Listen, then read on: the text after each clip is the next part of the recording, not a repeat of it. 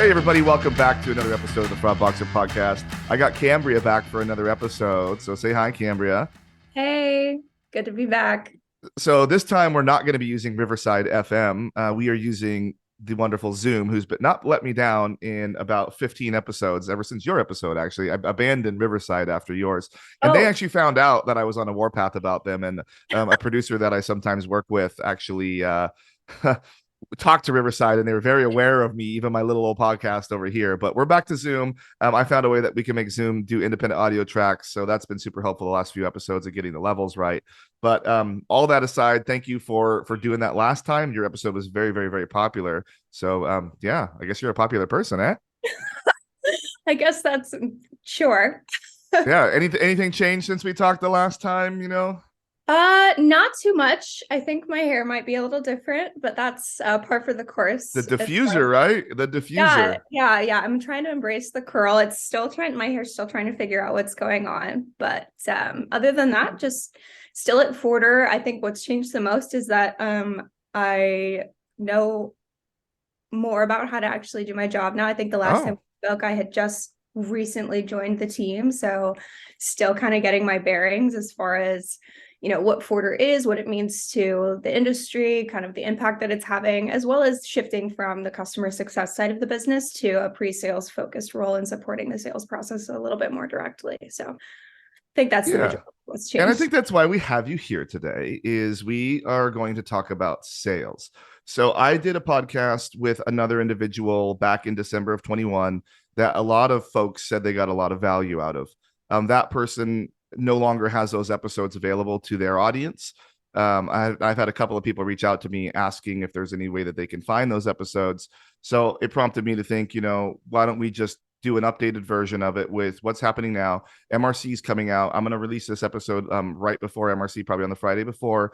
So I know a lot of emails will have already gone out. A lot of meetings would have already been put on calendars. But for this one, I think, just while people are flying and traveling, they might have a little bit of time to listen to this and hopefully get them in a better mindset before they put feet on the conference floor. Mhm. So that being said, I do kind of want to talk about sales with you. You've been in sales. Can you kind of just run me through your background of sales a little bit here before we jump right in?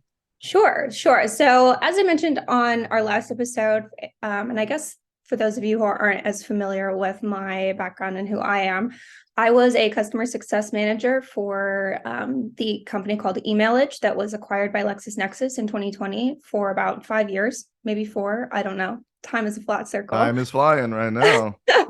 And what that meant in terms of kind of like a sales capacity was I supported the relationships with our merchants the majority of the time post sale. So I was responsible for managing the contracts, for negotiating upsells. But what that meant from a relationship standpoint is I had to be really familiar with how Emailage was supporting our merchants' businesses, helping provide analytics, building out ROIs if necessary, and all of those types of things. So definitely sales felt like a sales role, but I would say that a lot of the hard work in terms of building a relationship with our merchants had already been done, and I just had to pick up where our sales guys left off. Because we already had a lot of the information. There was already kind of a rapport there. So I was just responsible for making sure that you guys were still happy and understood the value that Emailage was bringing. And then in April of last year, I joined the Forder team in a pre-sales capacity. My official title is solutions consultant.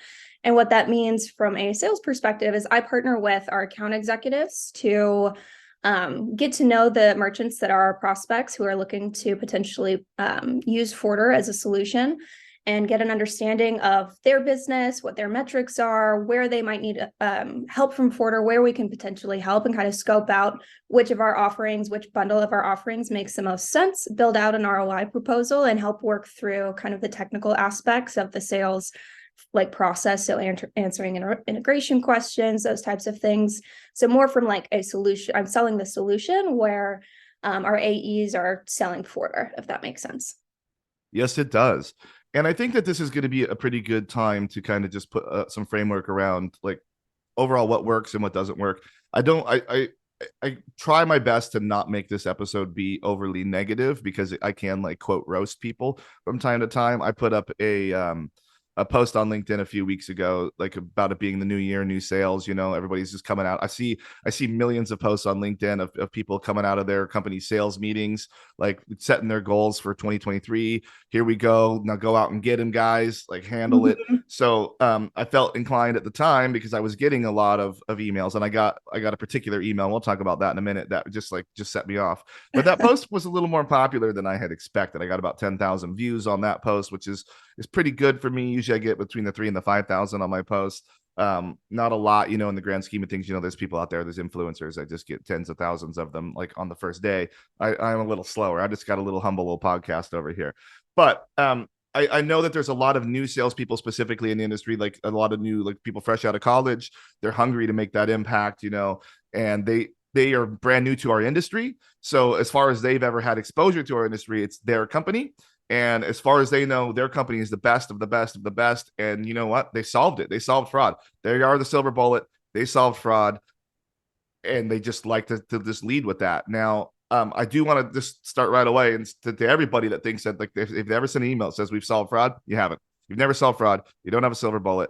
You just haven't. Like, I don't care how great your company is, how much funding you have, how big your clients are. You haven't solved fraud. There's no one trick pony for this whole thing. So what are your opinions about that?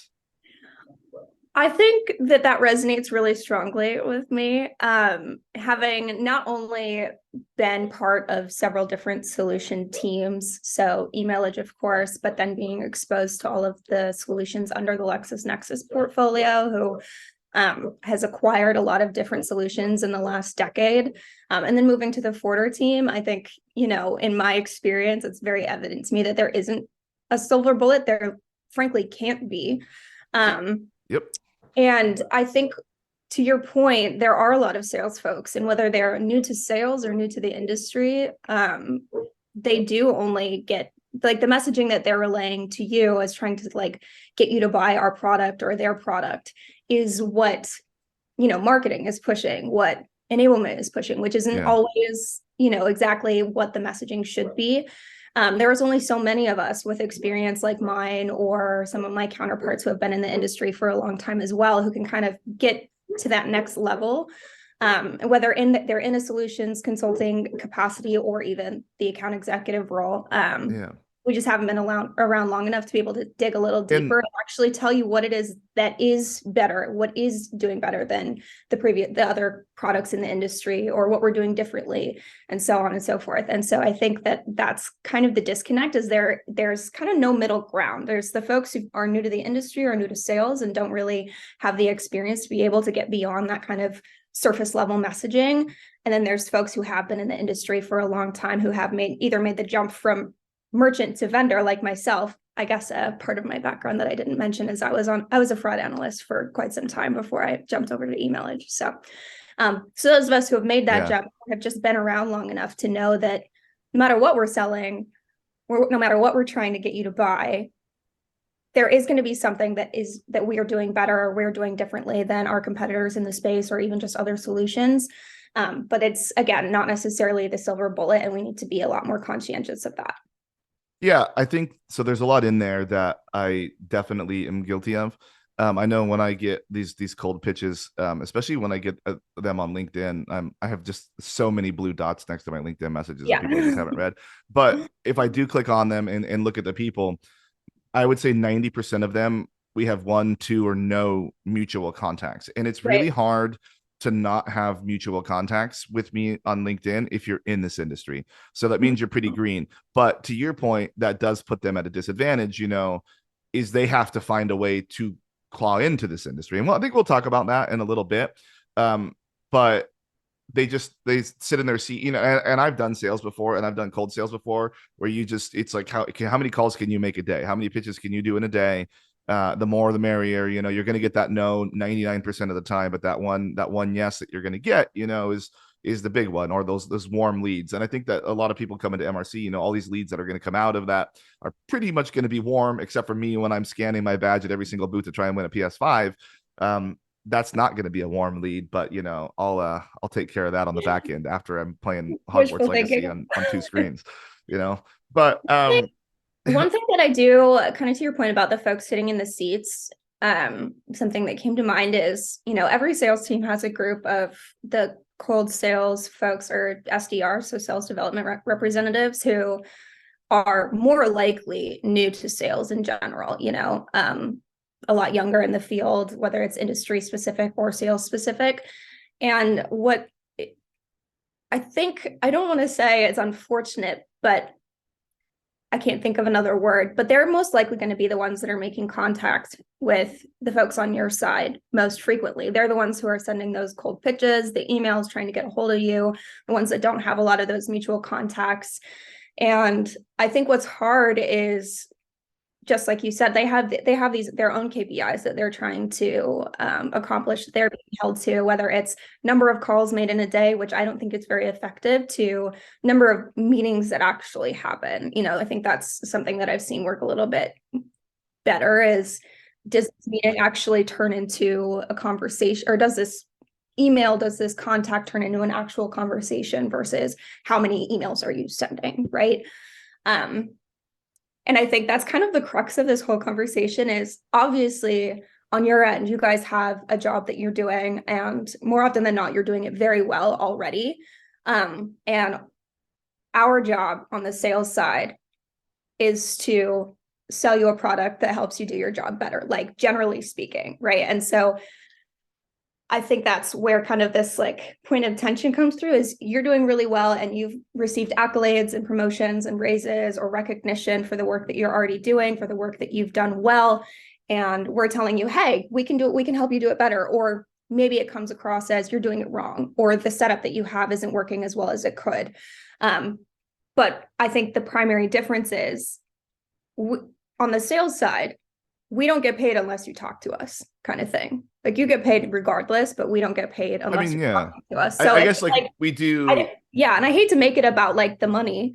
But that's why we're all here. I ain't volunteering. Yeah, that's why we're all here. Like, at the end of the day, like, we're all here to get our bags, right? And it's just like, and I know that that's part of the like risk reward thing that comes with being in sales.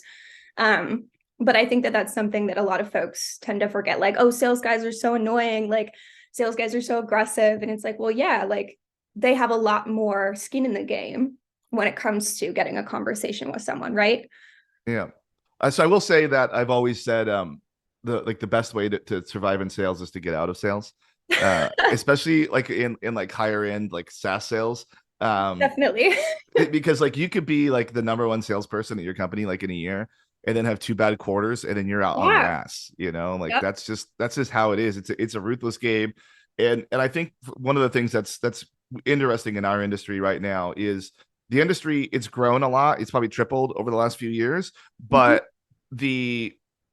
so has the product offerings that are available to us. And now it's conglomerating a little bit, it's shrinking down, consolidation.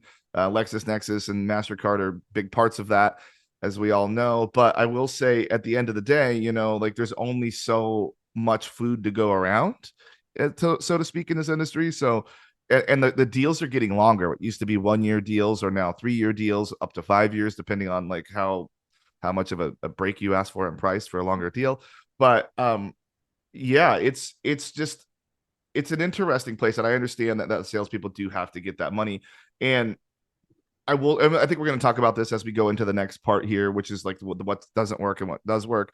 And we'll talk about relationships as sales works specifically for relationships. Like, you and I have a relationship in this industry, and I've worked with you at multiple companies. Now, I don't work with you at Forder now. I have worked with Forder in the past, but I still pick up the phone when you call because of the relationship that I have. And we'll talk about that, I think, in a little bit.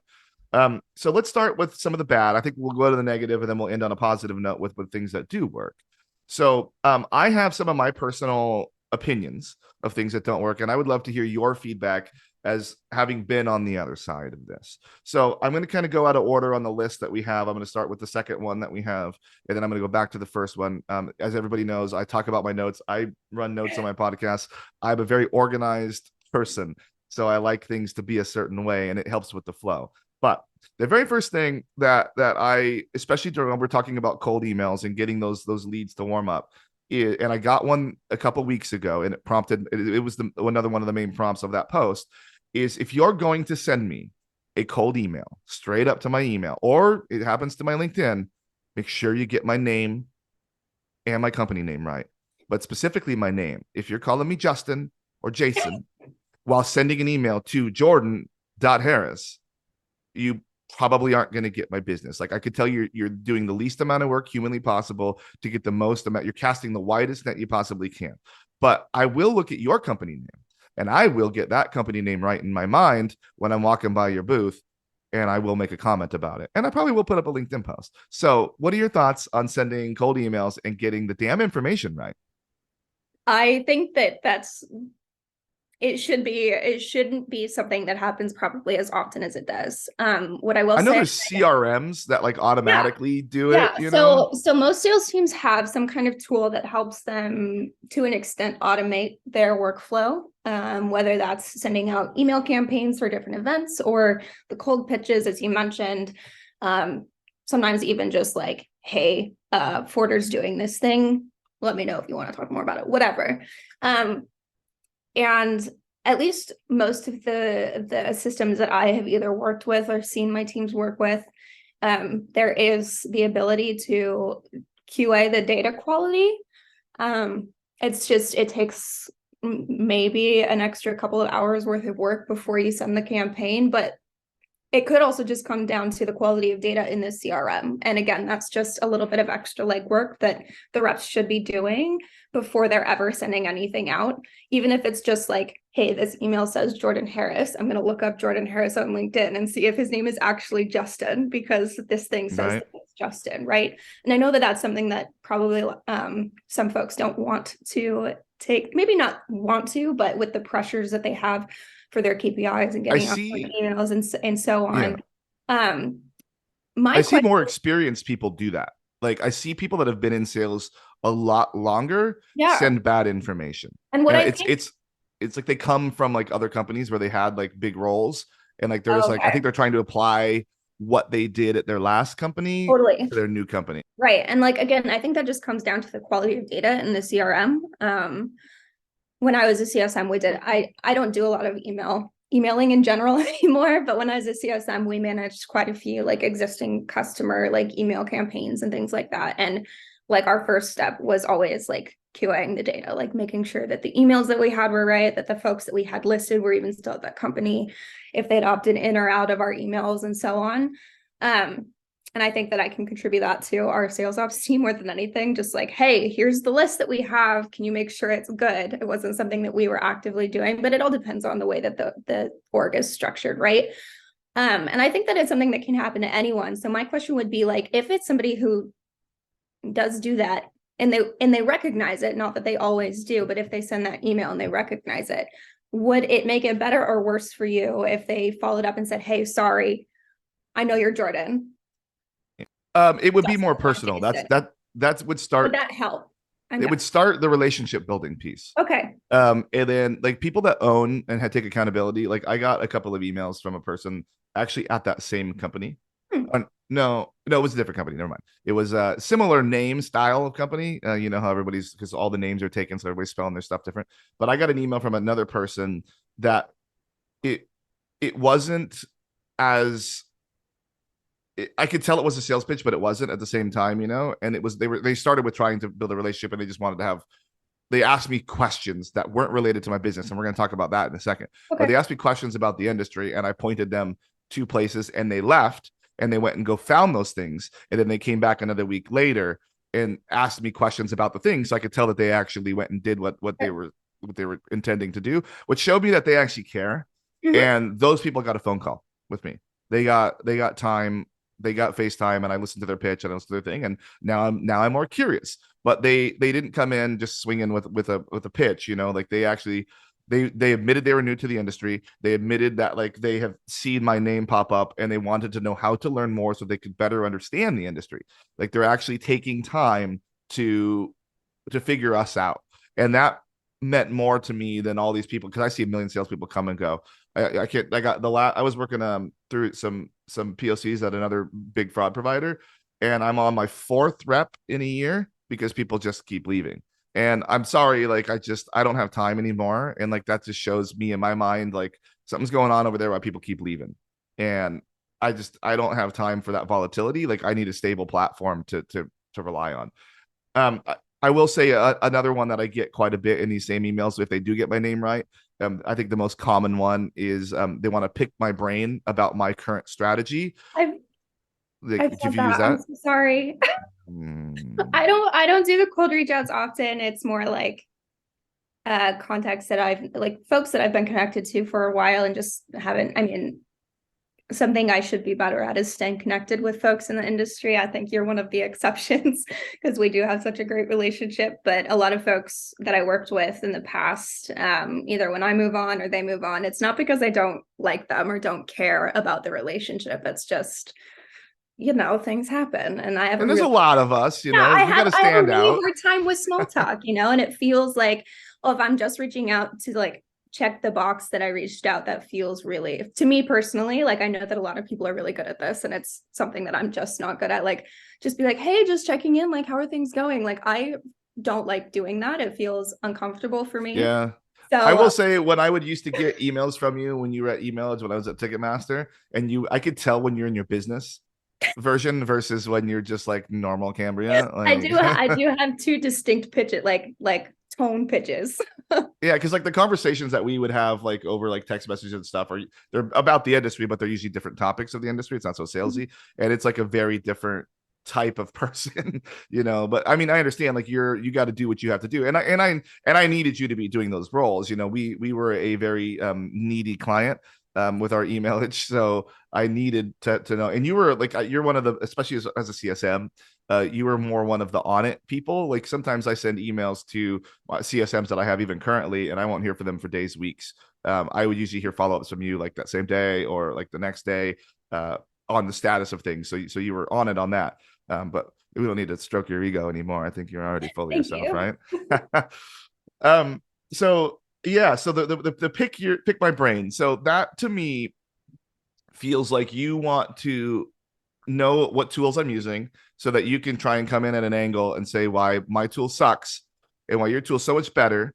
And it also to me feels like I'm providing some level of consulting to people, especially people that are brand new salespeople. And they're like, I'll pick your brain about what you guys think about fraud.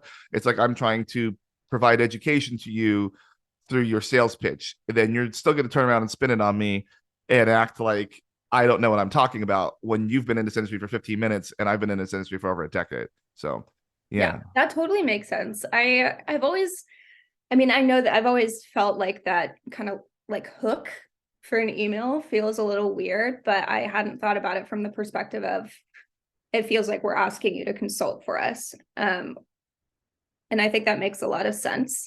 I think in a lot of cases, though, it is a genuine, just like, hey, I just want to chat. And like, I feel like I'm going to pick your brain as like a really like inoffensive feeling phrase.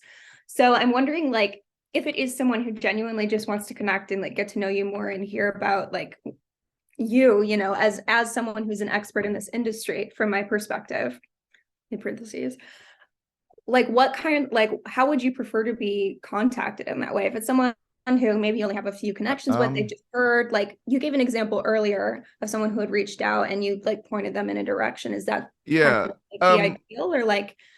Yeah. So what I feel, if people that genuinely want to learn more about the industry, if they shoot me an email and they ask the questions in the email, but not like 50, not like 100, one or two, Okay, and then I can point them in a direction to give them other reading materials. I don't want to jump on a call necessarily and spend 30 minutes of my time totally. talking about it because I do charge for that. I do. Like I do have a consulting rate and it's not super cheap and it gets cheaper if you buy boxes or blocks of those hours. But I don't want to just be telling people industry best practices and things that they do that they could do to be better for free, because like they're going to go Yeah, turn that around and turn that into a sales pitch. But if people are like, hey, I just joined this industry, what's 3D Secure? I keep hearing people talk about this. yeah, I could drop an article in something real quick, because their Google might be broken, and send them off on their way with what they need. And now they're more yeah. equipped with what they need. Okay, that Or makes if people, I want to know about 2FA, maybe I can link them an episode and then I get more views. Same thing like why we're re-recording this podcast right now. I had questions from the person specifically about how they should approach the sales for people in this industry. And I had wanted to send them to that old podcast, but since it's been deleted, I wasn't able to. I was able to find a cached version of it on it was hosted on another site, and I use that for now. And that's actually what I use to listen to this to remind myself of what I said, because I don't remember everything that I say all the time. So yeah, another one that works for me, like and we're going a little early on the works, but if you talk about my sports teams, I'm more likely to reply it. Just saying, but be accurate on my sports teams. Can't help you there, but I know Yeah. plenty of people who can. Sure. I know you're wearing football stuff all the time and you're celebrating. Oh yeah, you know Mhm. me. You're a big Cardinals fan over there, aren't you? Go sports ball. Yeah, go sports ball all day. Okay, so let's talk about one of the big ones that if you ever do to me, I will never. There's two huge ones that if you ever do to me, I'll never do business with your company at any company that I'm ever at, no matter what. And one of those is just putting time on my calendar without asking me. If you just send me a damn meeting invite and we've never talked about it, we've never said a time or anything, you just cold drop me a straight up calendar invite, we're done. It's How just a often does it non-starter. actually happen? I've had it happen 3 times in the last. I had it happen twice during COVID and once before. Okay. Um, Okay. So it's not as okay. it's not every day, but But like like I three times is more than once. yeah, 3 times is more than it's 3 times too many. But Yeah. I just want to. I mean, have you ever done that? Like I just don't know the rationale behind just thinking. I guess maybe if you send 100 meeting invites, one person will accept and just show up. But The only time I've ever done that is when I've already like had an exchange with the person and they've sent me some times and I say, hey, does this one work? And if I don't get a response back, then I'll just send the just invite. That's a yeah, little but like at different least you though. have like there's an expectation Yeah, that an invite could come from that. That's a different exactly. story. Yeah. I've been using Calendly lately, and that's pretty cool. For me to send out to people and say, hey, these are my times available.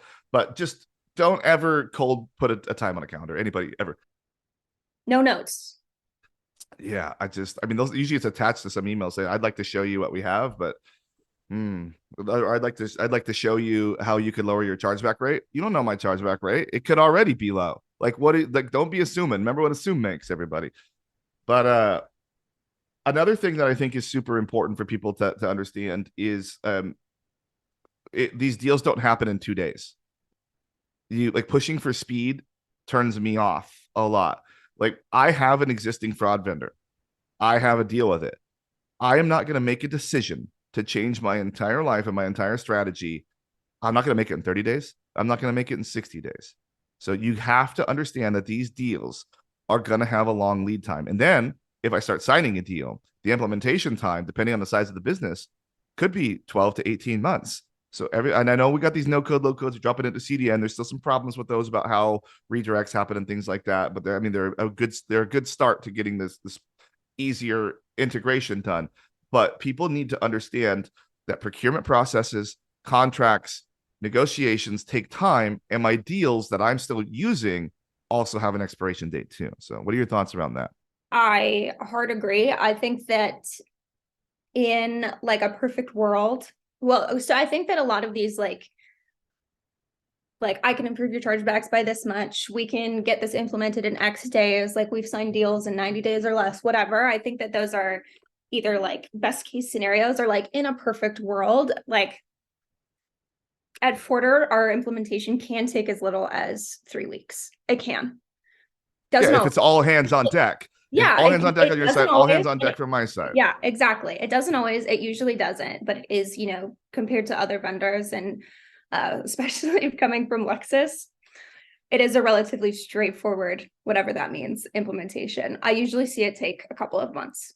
And I think that, product teams just assume that because I think that they forget that they're like intimately familiar with the code and what it looks like and what it should look like.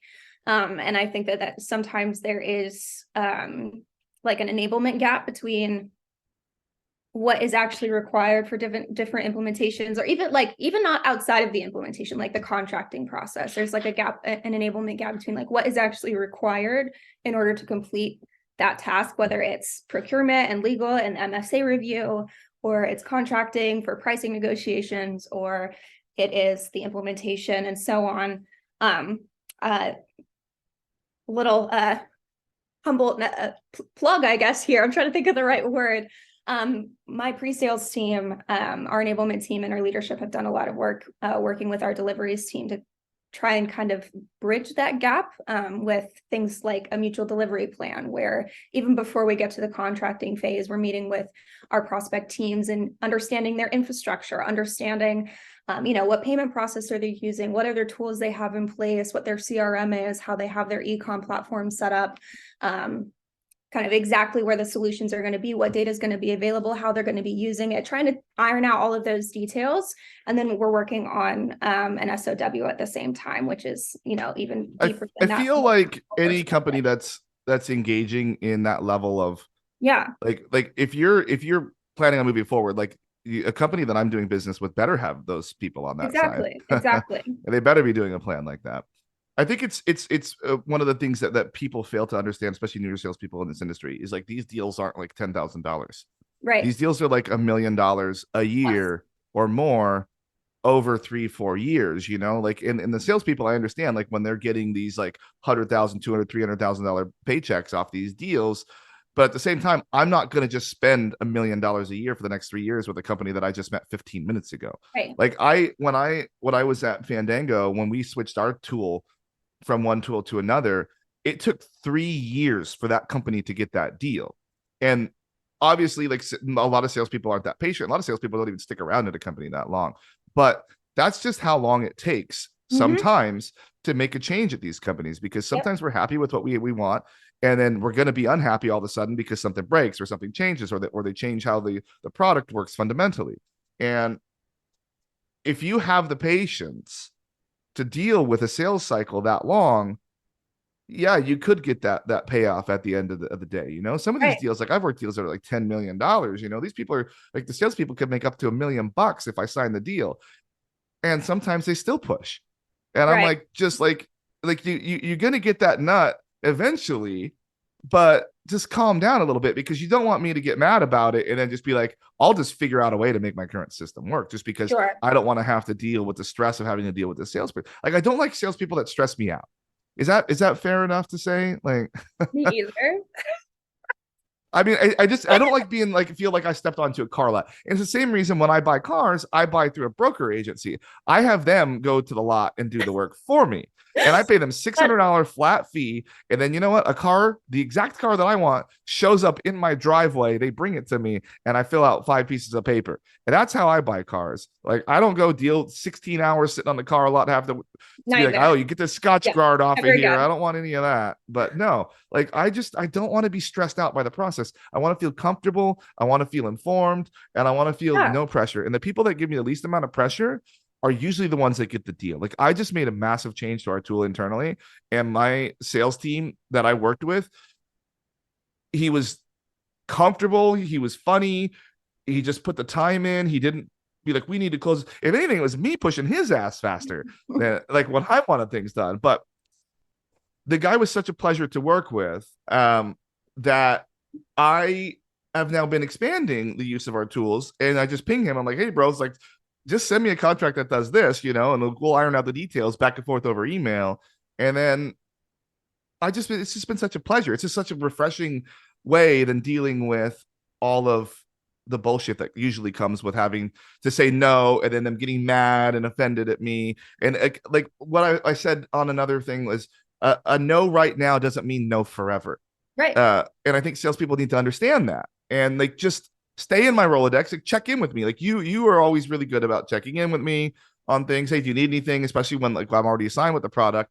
And like, you still, even though you're at Forder, you still reach out to me and you ask how things are going, and then I'm sure if I said everything sucks, you'd be like, you want to give it a shot? And I might be more open to that just because of a relationship, So what are your thoughts around all that? I hate to just keep responding with questions, but since I've never been like in a buyer position on that side of the table, I was, a desk analyst. I like to crunch my numbers and do the things. So I never really worked with vendors on the merchant side. So I'm trying to think of like the most concise question, because you just said a lot of different things and hit on a lot of different points. So I think one of the reasons, I mean, aside from the push to their paycheck, I think one of the reasons that sales teams sometimes push for a contract, especially in our industry, is because of how quickly data changes, right? Like consumer data is constantly, I guess, behavioral data. So consumer data is constantly changing. The way that fraudsters are attacking different merchants and exploiting different things is always changing. So whatever analysis a team has done for you in the past in terms of the impact, whether it's, a retro study, a point in time analysis, a POC, or doing like a data exercise, looking at like, okay, where are your rates today? What are the different things that you'd like help from us from? Where do we think we can make an impact? And the further we get away from that initial analysis, I think the more likely it is that might not be true anymore. And then we end up having to redo the analysis anyway. Yeah. I think like either way,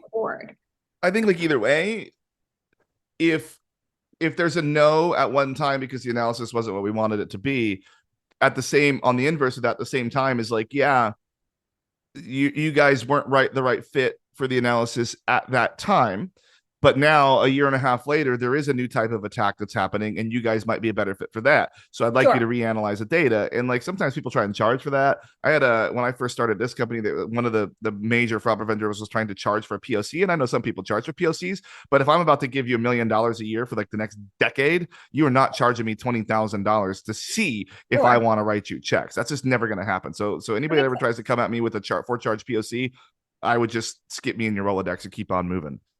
So yeah, that totally makes sense. In the event where it's like not a no, and we've done like a sales team has done an analysis for you, and the sales process is taking a long time, and then they start to get pushy. If maybe I'm going really off track there, but like that's an instance where I can see the salesperson being pushy for that. I can tell you things happen. So let me tell you some things that happen during sales cycles in my life. At my last company, I was in a sales cycle with a vendor. COVID happened. So now my business, Ticketmaster, was massively affected by COVID. So I'm probably not going to spend additional money on additional software when we're in a complete cost saving mode to try and trim as much as we can the whole time. At this company, also was looking and evaluating software to see if I was in the right mood. Our business is we're heavily in Russia normally. 25% of our business is in Russia. And all of a sudden we can't do business with Russia. So I'm not super inclined to all of a sudden, like I had already done some data analysis, but I'm not inclined to all of a sudden make a huge change, because now I'm trying to, again, cut costs, evaluate the software that we have right now. How can we better use it for what we need right now so we don't spend money? Like I still have to maintain profitability in my businesses despite the circumstances that are happening in the world around me. So sometimes that means halting a process that I'm in the middle of. And I don't mean it to be a dick, but that's just the reality of the situation that happens in business sometime. And I think that salespeople need to be a little more understanding of that. Now, I still understand that that's how you put food on the table, is signing deals and getting commissions. But maybe a business that's selling something needs to change the underlying payment structure so that their people don't go hungry if I'm not buying something today. Yeah, totally. And that's something that's out of all of our hands. Yeah, I mean, I think it comes like to the same tipping culture where people get all pissed about like 20, 25, 30% tips now are the options on the screen. And like people get pissed, like, why didn't you tip this person? I'm not saying I'm a very generous tipper, everybody. But at the same time, like, why isn't that business paying? Like, why are they relying on their customers to pay the wages of their employees? So no, that's totally fair. It really boils down to do your homework around the people that you're trying to sell to, understand their business, have a little bit of an understanding of the business. I think that's super important, that you need to understand how ticketing works, how marketplaces work if you're going to be like a marketplace. That makes a huge difference. Whether digital delivery, those things, like, because some tools are stronger in certain areas than others. And then this is a thing that's kind of a newer thing that I think you guys might do it too, but a percentage base. So with some of the newer tools, it's not a flat fee. It's a percent of like the approved orders is the cut. It's like now, a percent of the value of that transaction. Yeah. Now, points. I would say that works for probably the large majority of people that are selling their own shit. But for people like marketplaces that aren't and they have Yeah. to give a cut, that doesn't always work for those people. So sometimes, granted, you can even tie it like a fixed fee, a percentage of a sale, like you can forecast your fees. Same thing if you have 30,000 sales in a day, 5 cents, like you can project that. But it's usually a lot easier explain a flat fee Like a to, platform fee, like, yeah. So let's say okay. I'm selling t-shirts that you've designed on your thing. So I'm a marketplace for you. So people come on my site, you set up your little store, you made a t-shirt, I sell it for you, and then I give you that, and then I take a cut of the percentage, less fees. So taking a fee that slides around different prices based on like how much the value of the Yeah, merchandise I like a sold tiered, can yeah. be shitty if you're like, I took $20 on this one, but I took $5 on this one. It's both a t-shirt, but it's just the price. When I can say, hey, I took 5 cents. Like 5 cents is how much it is, people. So the higher the price of the item, the more profit that they make, blah, blah, blah, blah, blah, blah, blah. I just say, like, for me, and I've come from a marketplace in the past, that it was a lot easier for me to the clients on the other end to pass along a fixed fee than it was a percentage based fee to them. Yeah. So just keep that in mind when you're doing pricing structures. Like, there isn't a one size fits all pricing Yeah. So structure, like a fixed rate versus a like a a percentage percentage rate. variable. Yeah. Yeah. How, like, what are your thoughts on like platform fee structures? So like maybe there's like a couple of different types of products that you're going to be buying from a team, and they say, hey, like, because you process this much volume, this is like your platform fee every month. And then if you just like So it's it's like the flat fee, the minimum, basically the minimum that runs underneath. yeah. Like, So if you exceed yeah, that for whatever reason, there's like a double, like not a double, yeah. like a maybe you pay a little bit more, or maybe there's like something that you can eat into, or if you have rollover from the last year, those types of things. So I How does was just looking at a deal that another company is working on with a covered model vendor, kind of like you guys are, and they have there's a platform fee in there, but we are not exclusively a covered. well, I think that most people aren't anymore, but that's like that's the Actually lead in hate. that happens. We actually not hate. We're trying to move away from selling coverage because it just doesn't make sense. We hindsight is 2020, as we know. It's something that works for some vendors, and it's something that especially like I am super younger happy about that. merchants really want. But it just doesn't make sense from a cost perspective, either for you as a merchant or for us. So I just think throw that that in there.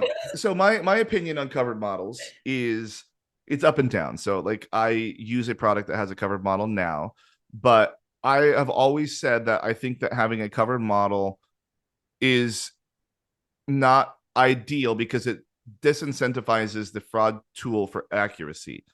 It if they could just pay for it using VC money or profit money to be wrong and get an additional approval, it doesn't necessarily always equal the right. And I've used a covered model company in the past that because they just didn't care as much, they were incentivized to approve as many orders as possible and just try to play the numbers game as if we had never thought of that as fraud people before. They actually put me in the visa program almost immediately, and that sucked because I think people Yeah, sometimes do forget, and I don't know if it's always said in the sales pitches on that I these do a covered lot of model things education is, on that. yeah, it's like, yeah, they're paying for your chargebacks, but you still have They're compliance still on in the from hook. your Yeah. processor and the issuer side that you need to worry about. So yeah, you might not financially be on the hook for it, but you are still compliantly on the hook for it. Is Mhm. compliantly even a word? We're going for it. Compliantly, I don't know. Another thing that comes up too is I remember the bad reps. I think I kind of mentioned this before, that I remember the bad reps. I remember the companies. But if I see those bad reps like jumping around to other companies, I immediately have a negative thought of that Yeah. company, that new company. And sometimes I'm like, ah, because I like the company that person went to, and I'm just like, dang, did they not vet them? Or maybe I just had a really bad experience with them. I'm sounding like a huge dick on this because like I just all the negatives, and we're almost to the positives, I promise people. But it's just the negatives are always hard. Like, these are things that just like Yeah, grind my yeah. It's gears, like there's that like anecdote that folks love to throw around in like the CX industry, where it's like, when you look at the reviews on like, Twitter or whatever, it's not the people who are super happy that like write Yeah. tweets to companies. It's the people who got really pissed off by like whatever waiter, or their food was bad or whatever. You know what I mean? It's that same kind of idea, I think, that's transferring over here. Like a bad experience with someone is something that's kind of hard to get over.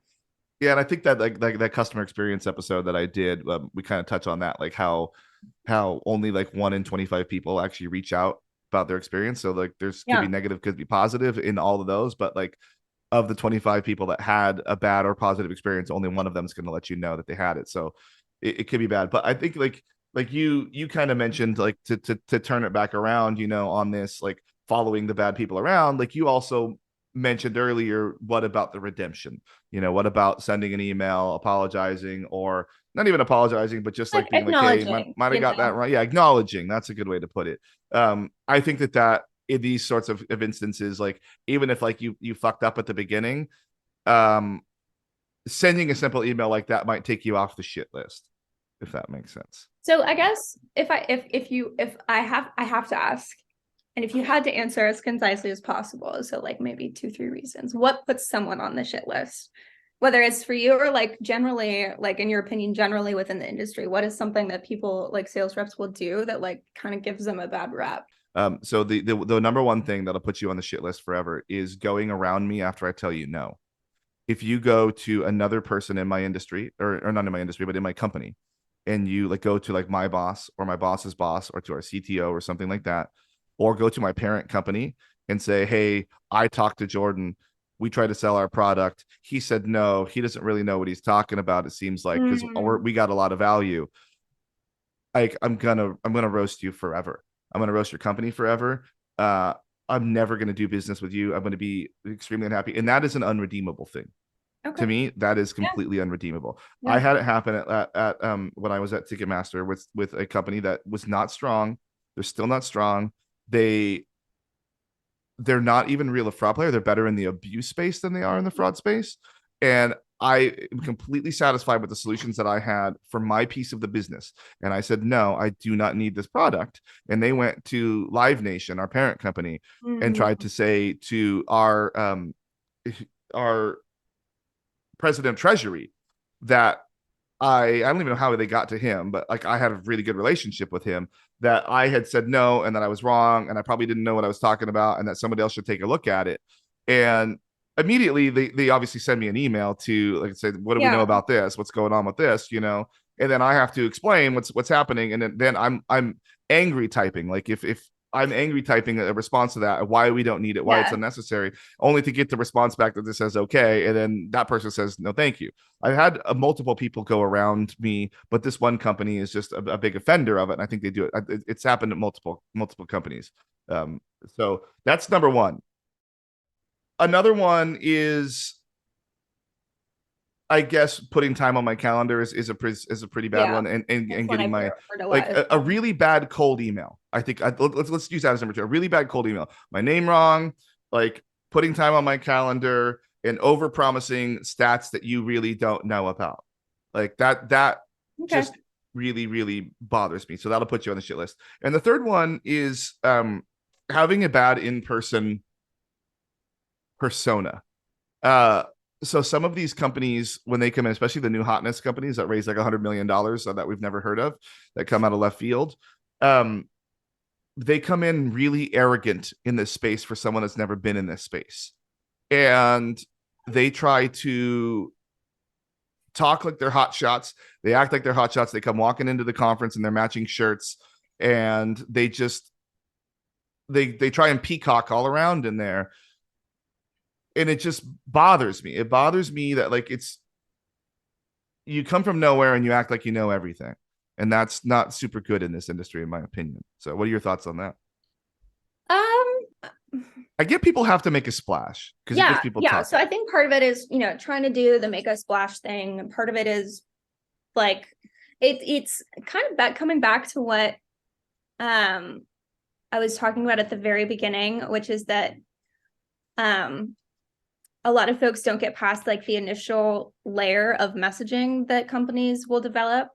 Like we can solve this problem that's been around Yeah. forever. They just don't get very far past that. And I think companies that you've just described, the folks that you're seeing are the ones that aren't getting past that first layer of messaging. Like there are probably folks on the product side or the development side, like R&D, who are really experienced, who do know what they're doing. And that's probably why the product got funding.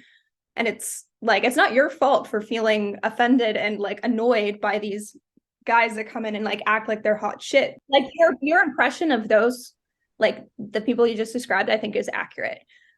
I just think that like on the back end, like it's just tough, it's kind of like, where's the balance, Yeah, bring the product people. Like bring the Yeah. product people to the conferences. Don't bring the salespeople and the CEO. Like I get the CEO wants to come kick it, but like maybe show like the R&D. So one of the things that I like to do, especially when I see new companies, is I go to their LinkedIn page, and if you click into their business and you click on the jobs, and you can see what types, like how many people are in types of roles. So you can see sales, you can see R&D, you can see, admin, all that. And if they got like 50,000 salespeople and 15 people in R&D, we're probably not, they're not going to be long for this world. So you got to, like, if I see more people in the technology R&D side than I see in the sales side, there we go. Yeah, Because especially when you're a new company, you can cover the whole country with 2 or 3 salespeople. Like you really can. So that's just how it is. So spend that VC money, that $100 million check you just got, spend it on making a damn product instead of buying t-shirts. So So, as it specifically when it comes to what you see is going around you, is there a more graceful way to potentially just reach out to other contacts in your organization that isn't, hey, I talked to Jordan already, he said no, because like speaking selfishly from like Forder's perspective, we have an offering that touches multiple parts of the business, right? So it's like, okay, maybe you don't have a need for fraud right now, but we have, I don't know, like identity stuff, and maybe you don't own identity. So if I don't own something, I will tell you. Okay. If you talk about your other offerings and I talk about them, and I have knowledge of those, and I say no, don't do it. Like, Okay. If I'm very good about saying I don't own login or I don't own account create, your product is that this is the people you need to talk to. I'm very good about that. If I say no to a product outright, I own that decision to say no at my company, everywhere that product could fit, if that makes sense. I might know a tool that we already have in those places, and we might be very happy with that tool. And we've talked about on other podcasts, I interface with my security teams for their stuff, for their needs. So I know what tools they're using, and I know their level of happiness with those tools. I also do pay attention to the security industry too. So I do know tools that are in that space. So I would not want to tell my security team, to take a known amazing cybersecurity tool and drop a different tool that started out as a fraud tool in that place, because the technology probably just isn't going to quite be there yet. Okay. Now it's not a no forever, but yeah. I would, if I don't redirect you to those people directly, don't start calling them. Okay. I think that's a totally valid perspective, not perspective, but like a stance. Like, I agree. I think it makes more sense to be respectful of the relationship that we may or may not have built yet. And it sounds to me like it's more on like, my reps and myself to maybe just ask like better follow-up questions when it is a no. Yeah, like, hey, what are like you maybe guys we working haven't on? talked about everything yet. Exactly. You want to be picking. I know you want to pick the brain, as you said, but if you can get the people on the phone, and you could just say, what are your current focuses? Like, what are you worried about right now? And they may or may not give you a truthful answer, but if you have a list of things, are ATOs a concern for you? Is like rewards scraping a concern for you? What outside of fraud? Because like what you guys do with fraud, okay? But you also know what you guys do with other things, but that might not be a concern. Like some people don't even have accounts on their websites. So you don't need account security because they don't even have a fucking account. So like you have to think about things like that, Yeah. So yeah. Okay, cool. I think that's a good segue into what does work really well. What does work? Okay, so I like steak dinners. I know. At fancy restaurants, really fancy restaurants like Michelin stars. Who doesn't? Right? No, but no, I think like just like as much as I joke about like the steak dinners on all these things, I think the time that like having a lunch or having a dinner that you get to build a rapport with a client is pretty, like you stop talking about work and you start talking about life. And I think when Mhm. you guys find common ground in life, um, it goes a long way. Like I knew about your life. I knew about your husband. I knew what he does. Like I know where you guys live. I know what you guys are into. And no, that didn't come from doing Zoom calls about sales. That came from our lunches and our dinners that we've Yeah. had, going to a Years. baseball game when there was Yeah. an amazing football game on, like those sorts of things. Wasn't my Like, call. Sorry. yeah, I know. Hey, with the box at Giant Stadium, what is it? It's what's it? I It's don't not know. Oracle Park. I don't know. AT&T Park now or something. I don't know. It's one of those two. But that was a very nice box. But it was a really really really good football game on that night. But we made the best of both worlds. But like I think like those sorts of the time that you have on those things goes a long ways. And if I'm trying to sign $1 million deal for over the couple of years, a couple $100 steak dinner isn't going to break the bank on your guys' profitability on that. Just so Hmm. any sales managers or any CEOs are listening, like when you're doing those expense reports, there usually is a larger payoff. So maybe don't worry about that second drink that everybody Yeah, got, you know. totally. So I'm curious, like, so if you get emails from folks that maybe you've interacted with a couple of times and it's just like there's no business relationship yet, but they're like, hey, I'm in your area, want to grab a drink or Yes. grab a coffee. Is that something Yes. that you think feels fraught, or is that something that you think Nope. works really well? That's I will if someone's in my area and they're like, "Hey, I know we've just been chatting about this. Just wondering like if you want to go grab lunch or grab a drink real quick, you know, like I'm over here seeing another client." That it works so much better. Like Cool. I mean, I I have agree, but another vendor and actually one of your people was at this meeting. But at Christmas time, like there's a vendor that I kind of work with, but not really. And they're like, hey, we are having a dinner for in Newport for the boat parade. Would you like to oh yeah. attend? You know, and I was like, hell yeah, because I always wanted to go to the boat parade. And I had a really nice dinner. They showed their new product roadmap and learned a lot about their product. And now we have conversations, you know, just like you and I. Like I happened to be in Phoenix one time, and you're like, well, hey, let's go get a drink. And I made time to go get a drink with you at that awesome place. What was it called? I Bitter send and people there Twisted. still. Yeah, Bitter Yeah, and Twisted. Bitter That and place is Twisted. bomb. Downtown Everybody go Phoenix. there. Yeah, that Really place is cool. Yeah, amazing. I send it's people really there all the time. fun. Cool, me too. So I think like, and also after the steak dinners, like there's don't expect a line on like a sign on the dotted line the very next Yeah, day. Like I there's still think going to be that's time. something that everyone could be a little bit better about. It's like, oh, we had such a great time. Now let's talk business. And it's like Mm-hmm. there's like a Let the steak um digest, everybody. yeah, there's like a rising period, you know, like if you're thinking about making bread, like, all right, we had a great time putting the dough together, whatever. Now it's gotta sit. There you Need some go. Look at time. you throwing in Yeah. the little metaphors here. It wasn't my best, but that's okay. Hey, you know it'll work. But hey, but in that sense, making bread, you could double entendre here. Making bread on the sale and making bread Okay, it was really. good. See, it's better than you thought it was. So another thing is like there's a balance between like what you give and what you're trying to take from the merchant too. So again, back to the steak dinner, you know, like I want the dinner, I want to come have drinks with you and everything. That doesn't all of a sudden open up to a every single day call. You know, Yeah. we might be able to talk about putting another 30 minutes on the calendar next week to maybe talk about it a little more, but like not every day. Like not Yeah. every day. And To throw then another after food, yeah, to throw if there's another not a cooking fit, metaphor, yeah. watch If water, go for it. watch water never boils. Just to throw another cooking What metaphor is in it? there. Watched water never boils. Have you ever been like Yeah. cooking pasta or something and you're like No, staring at the pot, waiting for it to boil? I was very much boiling this tea water for this throat coat tea that I use before I record these, and it didn't boil, and I lost patience and See? pulled it out of See? the microwave. Yes, I microwaved water, Steve. If you're listening That's to this, I okay. apologize. I have an electric kettle.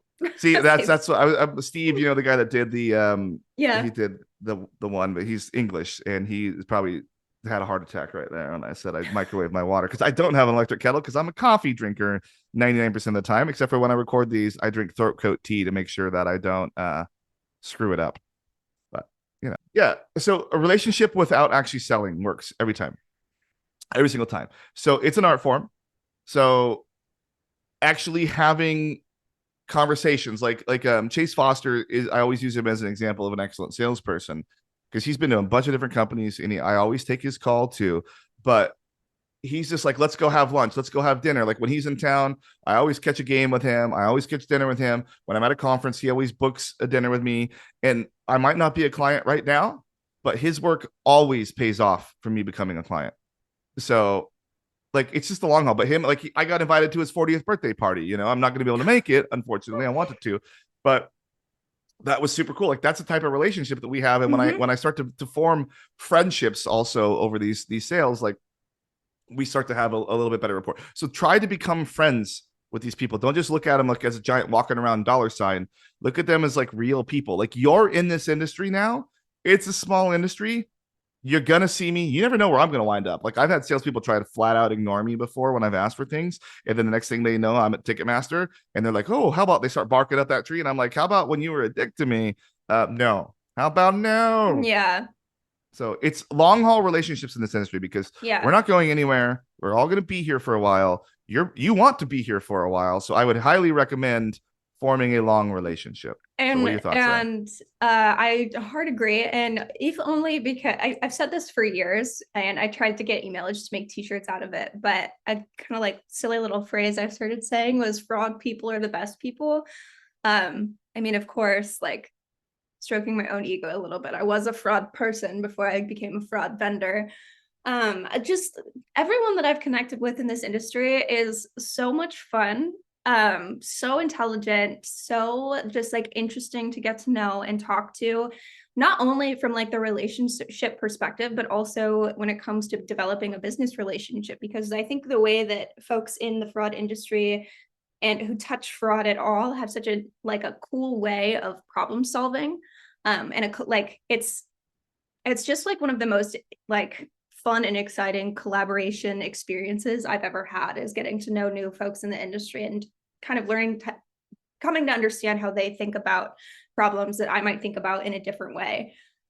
So I just think that, I mean, like, hard agree, I guess. There we go. That's a Yeah. nice way to put it. Yeah. You know, one of the things like older companies that like have been around for a long time, like they typically have like salespeople that have been there for a really, Yeah. really, really long time. So Yeah. I like to see my salespeople stick at companies for a long time. Now I know, as we said earlier, everybody's got to get that bread. And some opportunities at companies are a little more lucrative than others. So sometimes you might join a company and you're trying to sell Yeah. a product and you don't Sometimes it's the realize luck of it's the draw. yeah, but sometimes you land those companies that have like longevity and you could be there for a while. So I do tend to make relationships like the relationship building tends to last better and work better for more established companies for me. That's how it is. But like granted, you came from a new company when I met you, and now you're on your second one. And Forder's pretty established now. They've been around for almost a decade, as far as I know, right? Like they I mean, it's the companies that when you get your foot first in the door, it's like kind of where you start is not always where you're going to land, but as long as Exactly. those companies last. But Yeah. I said it earlier too, is like for salespeople, like as we're going through this relationship, if you take more time to build a relationship with me, you will understand my business more. So when you understand my business more, you can sell to my business more, and that'll take care of you longer. So like Chase Foster's another good example is like he knows me and he knows my business. So any company that he joins, he knows where the fit is for his product in my company and if there is a fit even to begin with. So that's super. If you really understand the people that you're working with, you'll understand their business. So Exactly. That's a much more succinct way of saying what I was saying. So hey, again, hard agree. there we go. Hard agree. I like that. The logo slide is always something that always cracks me up. I think that Don't get that me started. people think that works more than it does. It does. No, I have major qualms, but I anyone always like reporter who seeing listens to companies this that already knows. like I like seeing companies that like I have worked for and or companies that I'm like really good friends with the people that work there, and I know specifically if or where they use the tool. Like there's one company that has a big slide and it has a logo on it of a company, and I know damn well that they only use it in like the smallest corner chunk of the business that they didn't want to deal with. At the overall business is nowhere near that. So I always think it's funny. Logo slide. Sometimes I'll call them out in the middle of things, but just yeah, keep that in mind, folks. That's not as effective as you always think it is. But you know. And I think having realistic expectations of what you're going to deliver is super helpful. I recently did a big RFP on our payment processor, and we had one of the companies came in, and they're a really good company, really well known company, and they were very honest about where their strengths and their weaknesses were, and they're like, we can help you out in these specific places, but we won't be able to help you here. And it was really refreshing because everybody else that had come into those meetings had been like, we could take all of your business and we could do it better than everybody. And like, I know damn well, like some of those people don't work well in APAC, some of them don't work well in EMEA. Like, it's just how it is. And like, this company came in and was very, very honest about where like we're strong here, we're really strong here, we ain't got no business here, so we find somebody else there. And I think that being more honest about that, and like, it comes back to like, there isn't no silver bullet. Be like, hey, like, we can really help you with the decisioning, but the identity piece we really need, or we can really help you with the decisioning and the identity, but the behavioral piece you might need to find somebody else. But good news, we work with these vendors and they plug in super well. Is a lot better. And then also, like, people like just kind of stay away from the buzzwords. Like, if you're going to start using buzzwords like machine learning and AI, especially in the world of chat GPT, like, make sure you know what your product actually does with those things. Because if I ask now, if you can demonstrate, Okay. like, if you can real life demonstrate what it's doing, like, that's a whole different thing. Like, I've had some really cool demos where they were showing real time machine learning on my exact data. Now that's a lot more effective, than your logo slide. Just saying. Totally fair. So, yeah, my first reaction to you saying don't use buzzwords is I think I wrote this in the notes too, but like it's kind of there. I see them less as buzzwords now and more like things that you have to say in order to be taken seriously. But to your point, like if you're going to say them, at least be able to back up what it is that you're describing, because sometimes people say AI and they really mean machine learning. I just had a Yeah, short circuit. it's okay. Say And it they are again. Say it again right now. They really machine mean. learning. Yeah, yeah, And they are two different things, right? Or like they what they are. mean by modeling, what they mean by having multiple models. Um, I think that's where the distinction comes in. Like it is just a buzzword until you can ante up and show that you actually know what you're talking about and you Yeah. have proof that you're using those things. I think that people like that also have like a pretty good understanding of the competitors in the marketplace to have a lot of strength over the others. Like, especially like the new salespeople that are coming in, like I said at the beginning of this, like, they only know their product. They don't know what the other people do. So like, taking this time to sit your ass down and do some market research. And if you can get people on the phone, maybe talk about their experiences with some of those other companies, um, you could probably be more effective in your approach to the overall strategy. So yeah, and it's like, and then I have the note on here. I just want to say, because I think I said it on the last podcast, but about the covered model. We talked about that, and like used to call it the cover your ass model, right? I think that's what it used to be called back in the day. But still on the hook for the thing. But we talked about that already. So I mean, those are really some of the things. I think with the positive stuff really boils down to relationship building, and that relationship it goes beyond just sending an email. Like, you need to start to learn the people, and you only get to have that relationship by spending time with the people, and you only get to spend time with the people by having a real good approach to encountering the person up front. A positive encounter up front on the cold leads to a longer relationship and more money in your wallet. So, what are your final thoughts? I think in general, the way just like I think that we could all do better, especially on my side, just like treating the people we are working with like people, like humans, not just a check or not just like a contact. You know what I mean? I think that is probably like what I would say is the biggest takeaway, especially from a sales perspective, is making sure that we're keeping in mind that you are an actual person who does Yeah. What a my buddy really Steve like a lot says, of really awesome work. the human being is as valuable as the human doing. That's my buddy Steve says. That's So, really poignant. That's really right, poignant. that's pretty good. Yeah. I was pretty proud of him when he said that. And He's I coming think another, back. He's gonna come do a oh, storytelling cool. episode with me. Oh, So I love those. Cool. Cool. I think the other thing I would say is don't be afraid of Jordan Harris. yeah. Oh, He's a I'm really, not as bad and I'm not as negative as some people say in the industry. I know there yeah. was, after last MRC, there was some, I don't even know where it came from or what it was, but some negative people out there I'll trying set to him say straight. negative things. Yeah, Yeah, I let think me the set the industry, record I straight. think the overall industry already set them straight, and they were trying to make something out of nothing. It was actually a positive thing that I did, and they were trying to pretend it and spin it as a negative narrative to try and I don't even know why get at me, but I think that the overall industry had responded to them and said, yeah, that's not going to happen. So yeah. But I'm glad to hear that. But hey, thank you again for your time. I really appreciate it. We went a little long here on this one because we just have so much to talk about. I really want to do thank you for providing your insight. I really wanted Thanks to have for having somebody me. on here that would like tell me the other side. As the last time when I did the sales recording, I didn't have a person that was on the other side. They were kind of more on more aligned with my side. Yeah. So I think it's nice to have someone from the other side that can give me the feedback as to the whys of those things. So I think this was super valuable. So thank you again for your time. Yeah. We'll get this out before MRC. Everybody have a happy MRC. I promise I didn't mean it to be that negative. These are just the things, but just things to avoid, you know. But yeah, thank you again. Always good to see you. Are you going to be an MRC? Oh, you know I am. All right. I haven't been since 2019, and I'm so thrilled to be going back. Yeah. Hey, it's changed a lot. No, it's exactly the same. They have a new food court, I'm told, and there's a speakeasy there. So Chase Foster got me a reservation at the speakeasy. So I'm very happy about that. What a guy. I know. He's the best. And that's why I buy all his shit all the time.